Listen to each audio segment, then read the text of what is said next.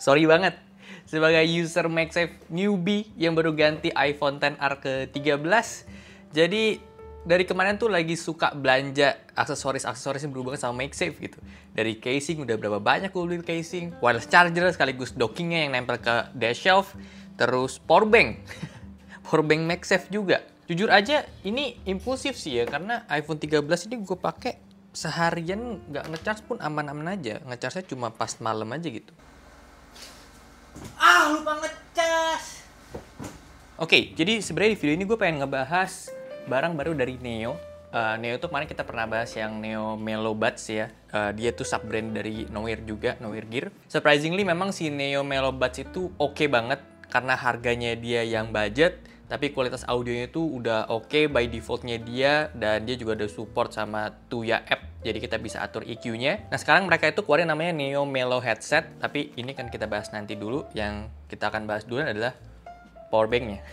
Powerbank ini namanya Tap Charge. Mereka ada versi yang 5000 mAh, ada yang 10.000 mAh juga. Yang 5000 ini paling gue suka karena tipis dan enteng. Hitungannya untuk iPhone 13 ini bisa sekitar 1,5 kali. Jadi dari 0 sampai 100 iPhone ada penuh, terus kita charge lagi itu bisa.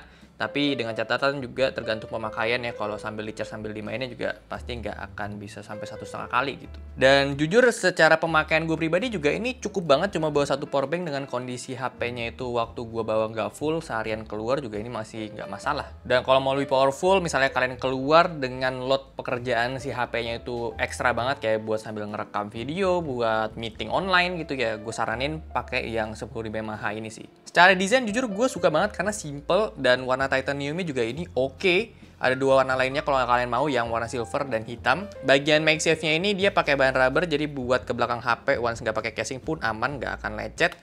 Dan ini grippy banget jadinya karena rubber. Ini 10.000, padahal kan berat ya, goyang-goyangin gitu. Kalau pakai casing tergantung, casingnya itu ada yang kuat ada yang enggak. Nih kayak gue punya dua casing yang support MagSafe, satunya itu kuat, satunya enggak. Karena permukaannya ngaruh juga, ini bergelombang jadi gripnya kurang oke. Sementara yang rata itu lebih nice. Portnya udah Type-C, jadi buat kabel iPhone yang fast charging ini cocok juga. Di seri 10.000 mAh kalian ada opsi juga kalau misalnya pakai USB-A-nya. Untuk wirednya dia support sampai 20 watt dan wirelessnya sampai 15 watt. Ya ini tergantung dari HP-nya juga. Kondisinya itu kan dia bisa menyesuaikan otomatis gitu ya. Dan sebenarnya kalau diperhatiin di sini tuh ada LED indikator untuk ngasih tahu kapasitas baterai si powerbank-nya. Nah, untuk nge-charge si powerbank-nya di sini inputnya itu dia support sampai 12 volt 1,5 ampere alias 18 watt. Jadi ya udah bisa support fast charging juga. Ya kalau nge-charge si powerbank itu sendiri juga ini bisa cepet. Jujur aja dengan harganya dia, powerbank si Tap Charge ini 220.000 untuk yang 5.000 mAh dan 320.000 untuk yang 10.000 mAh. Menurut gue oke banget, kuat pula untuk MagSafe-nya dan rubbernya ini juga sangat menolong. Secara ukuran juga ini pas banget, tipisnya oke 5.000 mAh dan lebar juga pas untuk di iPhone 13. Gua sempet punya juga tuh yang MagSafe tapi dari brand lain yang depannya K. Nah dia tuh kurang kuat tuh MagSafe-nya. Lanjut ke headphone-nya, headset ya, karena ada mic-nya juga sih. Ini wireless Bluetooth 5.3, bisa wired juga pakai jack 3,5 mm yang kita udah dapat kabel juga di paket pembeliannya. Foldable dan kita dapat pouch juga di paket pembeliannya, jadi ya gampang mau dibawa kemana-mana ya. Tapi yang paling sering gue lakuin itu taruh di leher kayak gini sih ya. By default tuningannya dia itu udah lebih oke dibanding Melo Buds kemarin. Lebih balance aja rasanya, vokalnya dia lebih jelas, bassnya tapi lebih mundur. Dan gue ngerasa untuk frekuensi atasnya juga perlu di boost sedikit. Jadi ya bisa aja gampang lewat Tuya Smart App.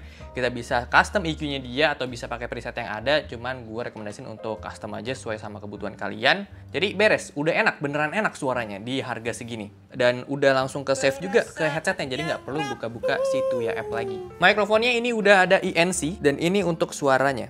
Tes 1, 2, 3, ini dia suara dari headset. Itu ada motor di luar, apakah kedengeran?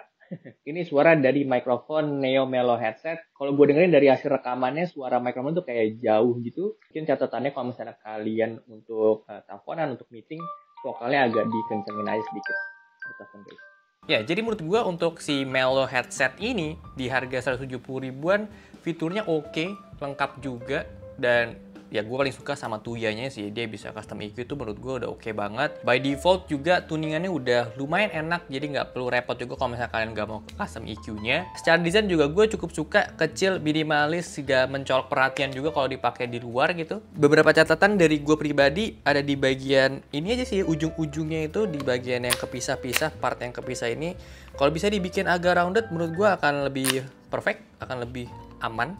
Karena jujur ini tajam gitu sih ujung-ujungnya. Jadi kalau ini dibawa tanpa bawa pouchnya dia, dimasukin ke dalam tas, worry-nya bisa ngelukain barang lain atau bahkan dalam tas kita sih. Sama kalau misalnya lagi dipakai terus pengen di-adjust bagian headbandnya, ya ini tajam ujungnya.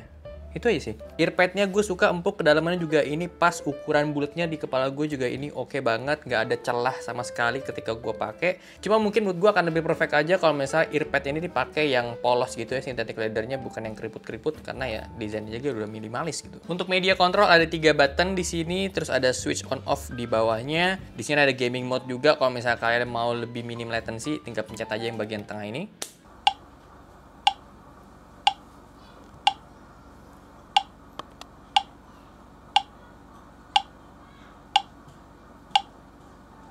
Ada port-portan Type-C yang jelas untuk nge-charge, dia di 300 mAh baterainya, kuat sekitar, gue sih pakai 15 jam ya, kemarin tuh masih aman-aman aja ya. Klaimnya dia di 17 jam. Jadi itu dia 3 barang dari Neo yang jadi favorit gue, powerbank 5000 mAh ini ya, karena compact banget. Kalau tertarik sama semuanya, linknya udah gue taruh di description box. Jadi segitu aja untuk video kali ini. Thank you banget udah nonton. Kalau suka boleh like, share, dan subscribe. Gue sampai jumpa di video selanjutnya.